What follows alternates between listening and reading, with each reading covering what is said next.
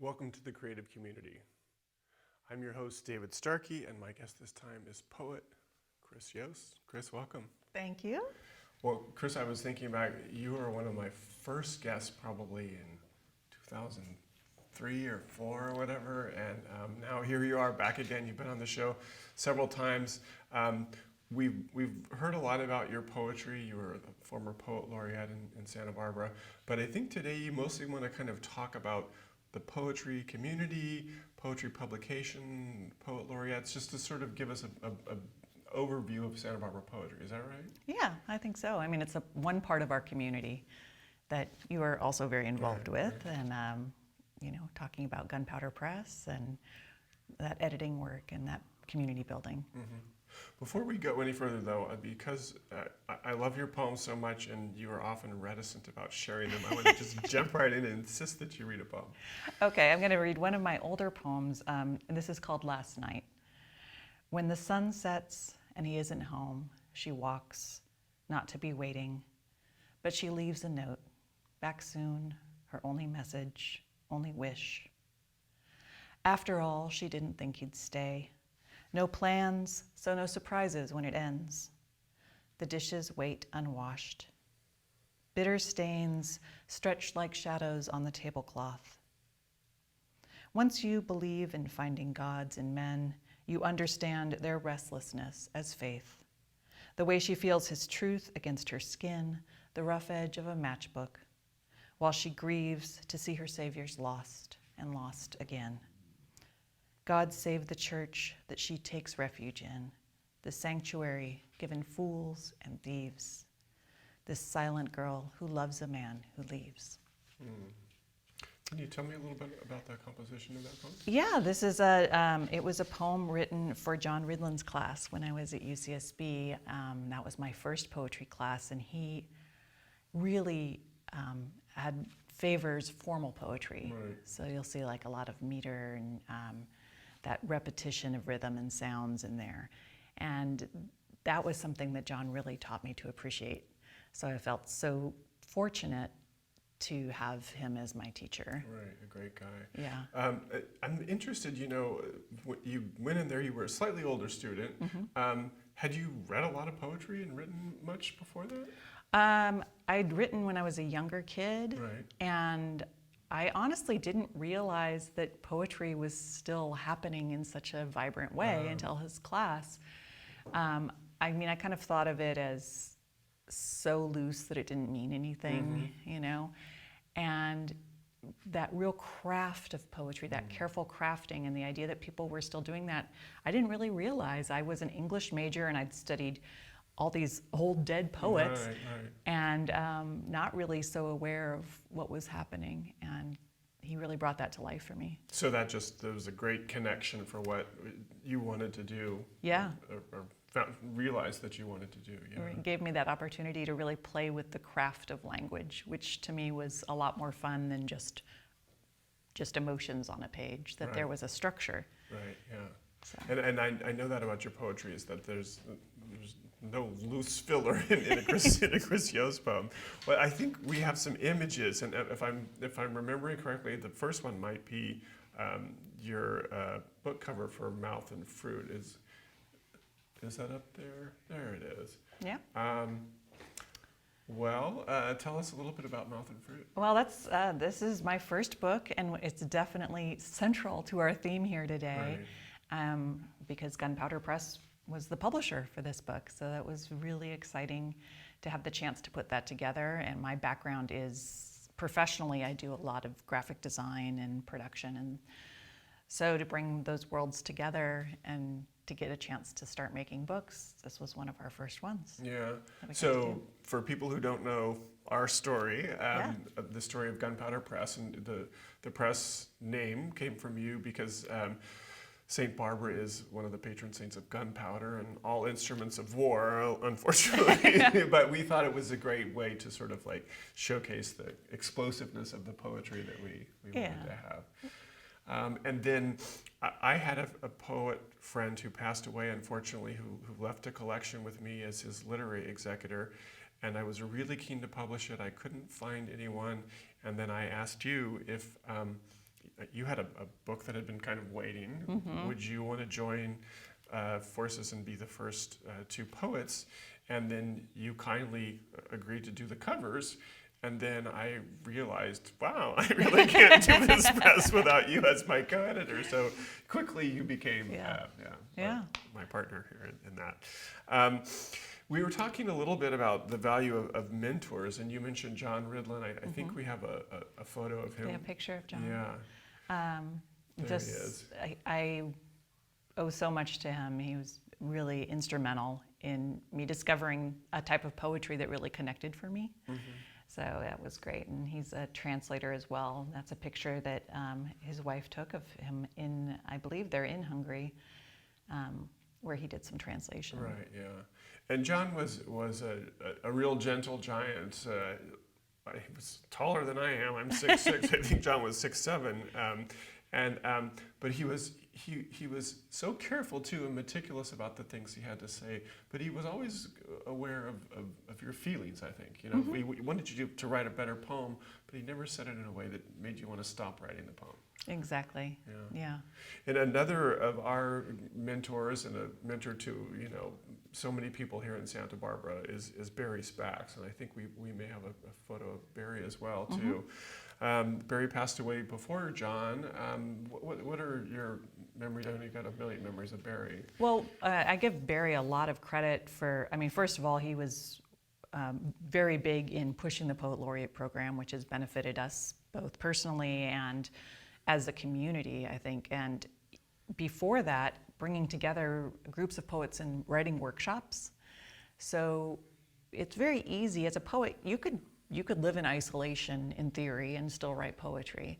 Absolutely. But that idea of community where you meet regularly, weekly or monthly with a group and share your work and help each other to improve your work, I think is essential. And it also helps to define a community. I mean, what is a Santa Barbara poet? Well, Right. maybe we start to kind of rub off a little bit on each other in ways over time that develop a voice for our community and at least make us aware of each other's work. Well, that's interesting because Santa Barbara has a rich literary tradition. How would you describe Santa Barbara poetry right now? This is mid-September of 2022. What are some of the qualities that you notice about it? Well, I think we've got a lot of involvement from institutions, which has been great. Like the public library has become a big booster. I mean, that's always a challenge because when poetry happens, it's not necessarily something that has a lot of money involved in it. That's right. So just getting a venue where you can have it open to a bunch of people. So that's something that's really built and improved over time is the relationship with the library, strong support from the city, from the arts, the Arts Commission. Right. And they've been big supporters. That all matters, and making sure that poetry is present in different opportunities. And we've got supporters through the Museum of Art we've had collaborations with. In addition, the Museum of Natural History, Lotus Land, all those collaborations Santa matter. Barbara Botanic Garden, we're just Yes. talking about doing something with them, yeah. Right. And over our shoulder, I see some familiar faces. There we are. You're mentioning the Poet Laureate program, which has been really important. We know that David Oliveira, who now lives in Cambodia, was the first Poet Laureate. We know that our late friend Carol DeCanio was really instrumental in making that happen as well, too. Yeah. So a lot of people involved in getting to the stage we're at. Yes, yeah.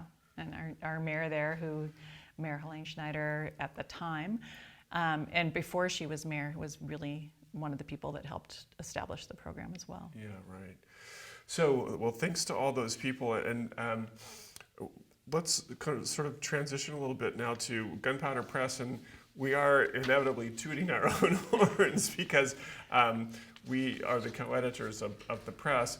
But I think a lot of people in town would agree that it's an important sort of cultural institution. And you know, I just mentioned how I thought it started. What are your thoughts on Gunpowder? Well, I'm just for a moment, you used the expression that we're tooting our own horn, but in a way, the whole point of having a press is to be a horn for other people's tooting, right? You know, it's like we have that ability to put people into print, to create books for them so that their poems can be out in the world. Right. So that to me is the real honor. And the Right. exciting part of it is bringing those things together. And as you mentioned, I mean, there's David Case's book was one of the big things, and I know you expressed a lot of frustration trying to get this book published after his death, and it was really challenging. Yeah. People wanted a poet that could go out and do readings and get things going, and if you're not able to do that, Right. what happens? Yeah. So his book was really important in establishing what our values were as a press, I think. Right. Making sure people could be heard and their poems could be heard. Now we started off. You've done the Shoreline Voices series, and so I've edited. You've edited. Your husband George Yatchison has edited. We've done a lot of editing to get local poets, anthologies of local poets, and we'll talk about that in just a moment. But our big initial push was the Barry Spax Poetry Prize. Yeah. And so once your book and David's was published, we thought, well, we want a national presence for our little press. And so we have indeed had that happen. So I think there's a photo of our Catherine Abby Hodges book cover. There it is, Instead of Sadness. Yeah. We're on our 8th winner now, Catherine Esposito Prescott. Yeah, it's really exciting to see. I mean, this is the place that the series started, was with Catherine Abby Hodges, who in some ways helped set it in a really great direction. Right. She just by chance had his family in Santa Barbara, Right. But it is a national contest, and we've seen it grow. We've had some excellent judges through the years, so it's been exciting to see the opportunity to really establish someone's poetic career by giving them a book. A Right. lot of poets that did not already have a full-length collection that have won this prize. And Catherine is unusual in being from California because our other poets are from Michigan, Florida, Washington, D.C., Yeah, they're all over. Texas. Yeah, that's true. We really have a national reach there, and I think that's great because there's a great symbiotic relationship between us going out to the wider poetic community and then also coming back to Santa Barbara. Yeah. We've got a moment here, and I said I wanted to hear some more poems from you, so I see Okay. your book Mouth and Fruit right there on the Yeah. table. Is there a poem you'd like to read, or maybe another one that you've got? Sure. Let's see. I can read one. I've got to put my glasses on for this, but I don't know. All these poems. It's so funny because I definitely had a voice going in these poems, I think. So this is Lanterns. A bowl of candies wait beside our door, or my door, not ours anymore. After the cleaning part, the scraping out, the seeds are drying in the stove, and when it's time to carve, the face cut from the hollowed shell makes me think of who we were, flickering and unintentionally cruel. The little ones come by 6 o'clock. Hour by hour, the children grow taller, and their costumes almost disappear. There wasn't time to close the door between the knocks some years, but this has been the emptiest October. Even we is not the word it used to be when you were part of us and me. Well, a sad poem, but it does allude to your favorite holiday, which is does. Halloween. Why, for people who know you, even just remotely, they know, oh, Chryss Yost really loves Halloween. Why is that?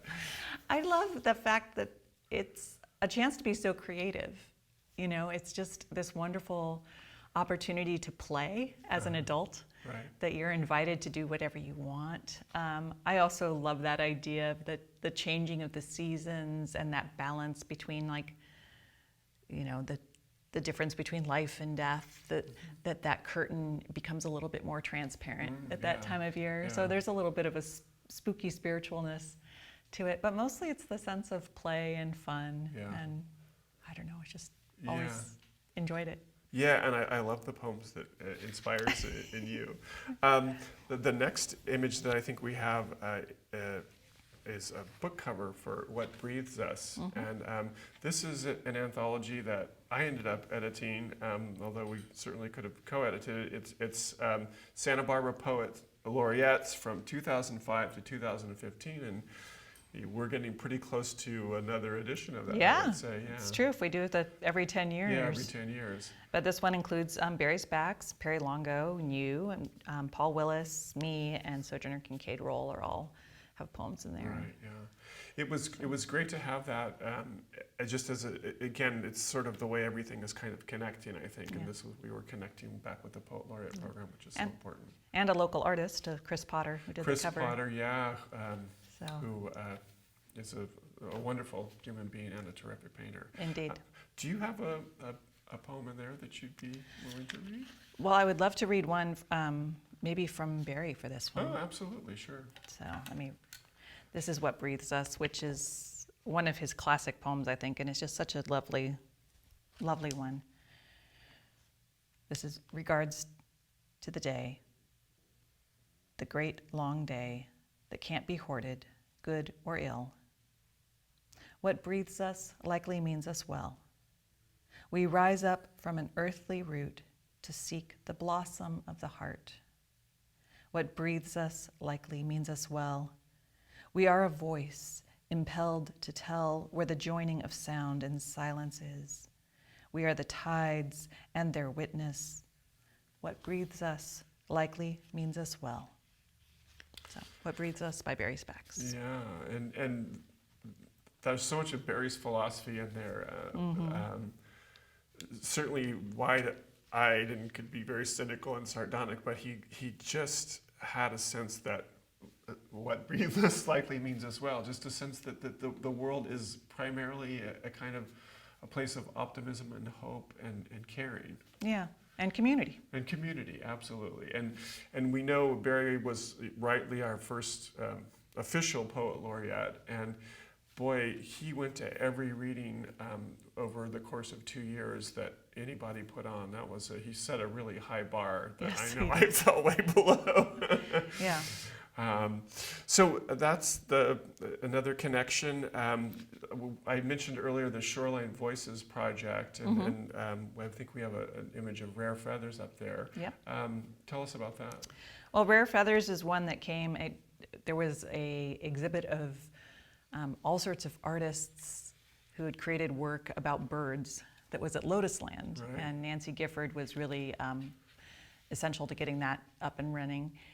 And then inviting poets to come and write poems in response to it, and inspired by birds.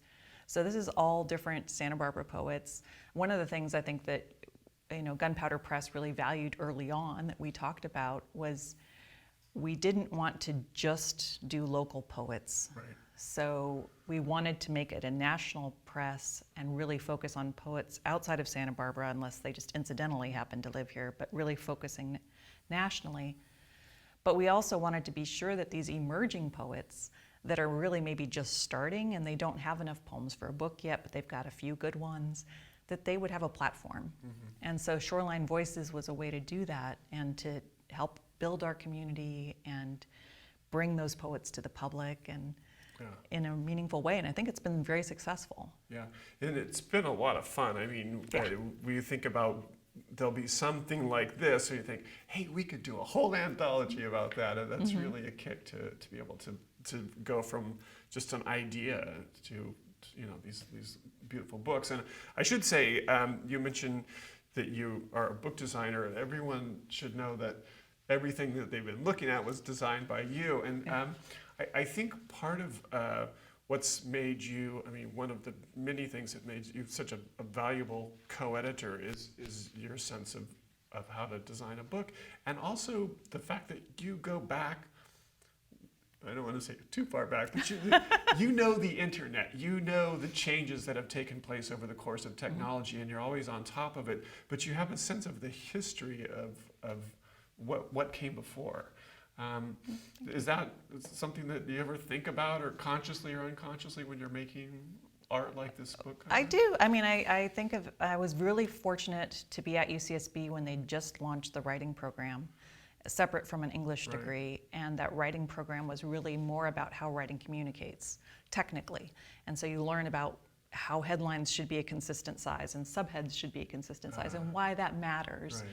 As I'd been a reader all my life, but to really think about the architecture of a document in that way and why it matters. I think I was in the right place at the right time to be part of that.